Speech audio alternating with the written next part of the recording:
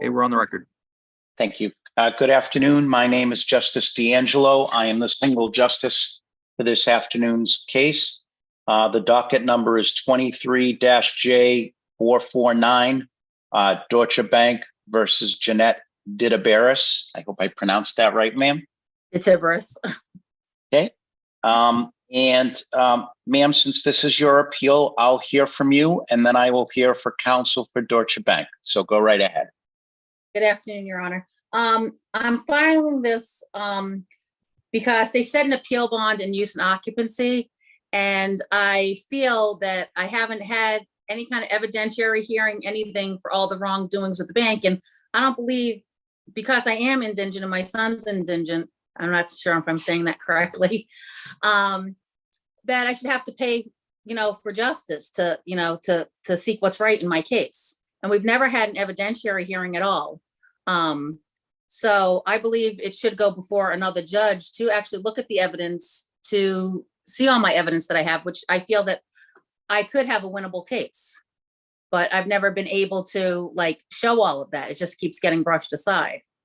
And so my thing is, I would either like to have my bond and use and occupancy stayed until the pending of any appeal, or to have it waived.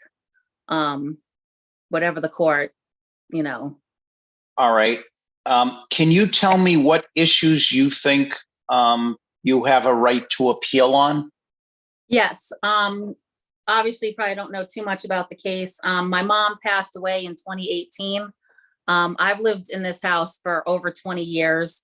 I'm her sole heir. They foreclosed on a deceased person without acknowledging it. They didn't give me my rights to be for notification.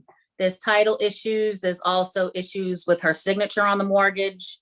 They actually sent me letters stating that I do have an interest in the house prior to her death, because they didn't acknowledge her death at first. Then they defaulted her for not showing up in court because she was deceased, and that's how they won that, saying that they didn't know. But then they sent me a letter stating that they did know, and that I am the sole heir. And then they said, well, that doesn't matter. The previous judge, Winnick, agrees, he believes me that they didn't send me the loan modification papers as they were supposed to in the very beginning, but then says that that doesn't matter. So I just believe that if I show all these things and all my proofs, and it's right in front of them, they could actually look at it, another judge or a jury or whoever would look at it would see that I do have a winnable case. All right. My understanding in looking at the docket from the housing court was that there was a hearing on May 31st, I believe, 2023. Yes.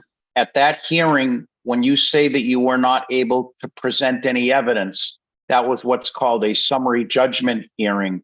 Prior to that hearing, why didn't you submit your evidence to the court before that hearing? I did submit my evidence to that. They were just saying that it didn't matter. Okay, so the judge in the lower court did have the evidence that you say is important. It's just that the judge didn't feel it was meritorious. Right. And then I do have a couple other issues. My son, who lives with me, he's 24, he's disabled.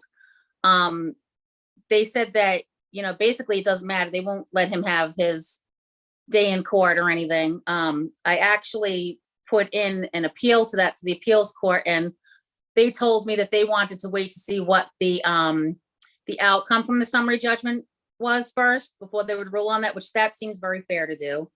I guess I just don't understand. Oh, excuse me.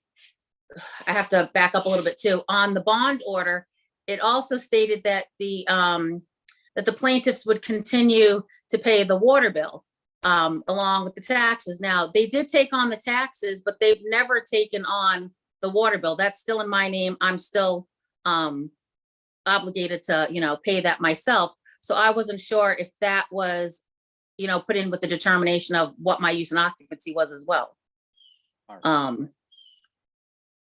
Okay, and I also know that I believe it was a something that you filed on your own, that you believe that the entire matter should be stayed because of another case that's in front of a single justice or Yeah. referred to a panel. Okay. Yeah. All right. All right. I'll hear from Attorney Polanski on Deutsche Thank you. Bank's behalf. Thank you. Thank you, Your Honor. Good afternoon. Attorney Kevin Polanski on behalf of Deutsche Bank. These issues were discussed and addressed by Judge Winnick in the lower court. In fact, summary judgment was pushed off several times to allow Ms. Dediberius to present her evidence. That was continued several times over my objection. And her evidence was submitted and the court disagreed with it for multiple reasons. I mean, I'll quickly address just some of the things that she just mentioned, which is she says she didn't receive notices on one hand, and then she goes and says, well, I did receive notice. I should have all these things. None of the evidence actually amounts to any actual claims or defenses. And Judge Winnick reviewed it to his credit ad nauseum and went through it methodically. In fact, in his order for the bond, he doesn't just say they lack merit. I think he says they egregiously lack merit. And so this is nothing more than a delay in trying to prevent us from obtaining possession. Now, Ms. Dediberius is entitled to appeal. That's fine. But under 239, Section 5 and 6, which has to be read in conjunction with each other, under the King case, she's required to post a bond if two conditions aren't met, and use and occupancy, even if it's waived. Judge Winnick found that she had to post a $100 bond. He did not waive it because her claims lacked merit. Now, he did find that she's indigent, but she still has to prove that her claims have some sort of merit. And he didn't agree with us in that the bond was supposed to be from the date of the foreclosure sale to the present, and we didn't appeal that. So the bond as it currently stands is $100. He also, to her credit, even though she provided no evidence of fair market value, he did find that the fair market value is $1,700. But because she pays the utilities as a tenant in sufferance and the water bills, he also made note, and he was very specific in his findings, that she would continue to pay those, but he wasn't going to make her pay both. It was a $1,700 and a reduction for utilities and water. So he methodically went through and looked at everything. I mean, I give him a lot of credit because a lot of judges in these decisions don't do that. And he has addressed all of these issues. I think the order should be affirmed. I mean, these orders are required for two reasons under the legislative intent. One, to deter frivolous lawsuits and appeals, and two, provide some level of protection for the plaintiff while this appeal is pending. This does just that. It's not a significant award. It's enough to deter a frivolous lawsuit, and it's enough to provide some protection to my client. You understand, counsel, that another single justice a few months ago has reported some questions to a full panel of the appeals court. And after that single justice did that, a subsequent single justice basically did the same thing. Why shouldn't I do that in this case? Because prior to that, these decisions have been upheld, and there's no inclination that those single justices certifications to SJC is going to change anything. I mean, King is clear. King says you've got to read sections 5 and 6 together. When you read 5 and 6 under 239(5)(e), it says if you waive the bond, even if you waive the bond, you still have to condition use and occupancy on a go-forward basis, and that's what Judge Winnick has done here. And so I think even under King, which is established judicial precedent, that's what it requires of the courts. And Judge Winnick followed that. He cited to it numerous times in his decision.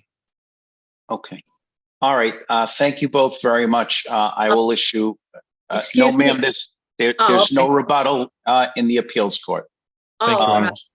Okay. I just wanted a rebuttal, though. It was something I left out in my saying. I'm sorry. All right, go ahead. I'll let you say something you forgot to say. I just wanted to say that I'm not a traditional tenant. I've never had a lease agreement or anything with the plaintiffs at all. So I don't feel that I fall under the 239 which I should have said in the beginning, and I'm sorry. That's okay. All right. Thank Thank you both very much. I will issue